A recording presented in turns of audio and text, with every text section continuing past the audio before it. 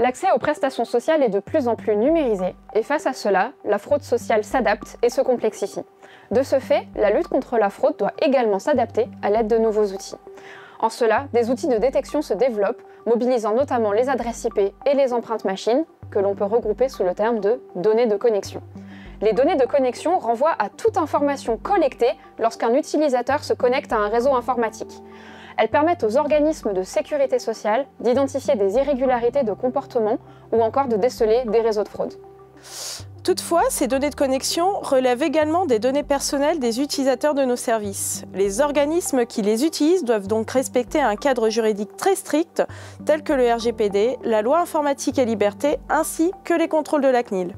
Il est donc essentiel de trouver un équilibre entre la lutte contre la fraude et la préservation de la vie privée des bénéficiaires. De fait, si certains traitements existent, leur développement à plus grande échelle au sein des organismes de protection sociale est freiné par 3 facteurs. Premièrement, il existe une forte insécurité juridique autour des données de connexion, ce qui décourage les organismes de protection sociale de se les approprier pleinement dans le cadre de la lutte contre la fraude. Deuxièmement, les systèmes d'information des organismes de protection sociale existent en silo, ce qui décourage l'échange de données autour de la fraude. Par ailleurs, certains outils utilisés par les usagers, comme les VPN, masquent leurs adresses IP, ce qui limite l'efficacité des outils de détection. Enfin, l'utilisation à plus grande échelle des données de connexion doit prendre en compte la méfiance que cela peut engendrer de la part du grand public qui pourrait vivre ces nouvelles mesures comme une nouvelle intrusion dans sa vie privée. Notre rapport présente 2 axes de travail. D'une part, nos recherches ont démontré que les données de connexion apportaient une vraie plus-value à la lutte contre la fraude. Il faut donc optimiser leur déploiement dans le respect du cadre juridique en vigueur. Pour cela, il faut clarifier et améliorer les dispositifs techniques qui entourent l'utilisation des données de connexion. D'autre part, nos recherches ont aussi montré l'intrusivité potentielle des données de connexion. Les processus de travail des organismes de protection sociale doivent être optimisés pour que l'impact de ces méthodes sur la vie privée des bénéficiaires soit minimisé.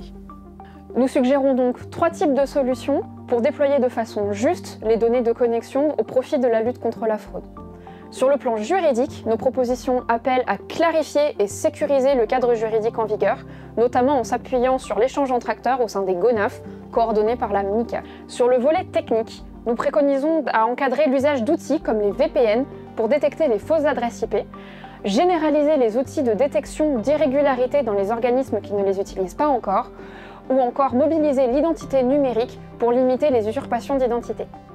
Enfin, sur le plan organisationnel, nous suggérons de favoriser l'échange de données via une banque Carrefour de données sur le modèle belge et par-dessus tout de revoir la conception des prestations actuelles et à venir pour limiter leur potentiel fraudogène, sortir du modèle déclaratif et ainsi limiter l'utilisation des données de connexion en premier lieu.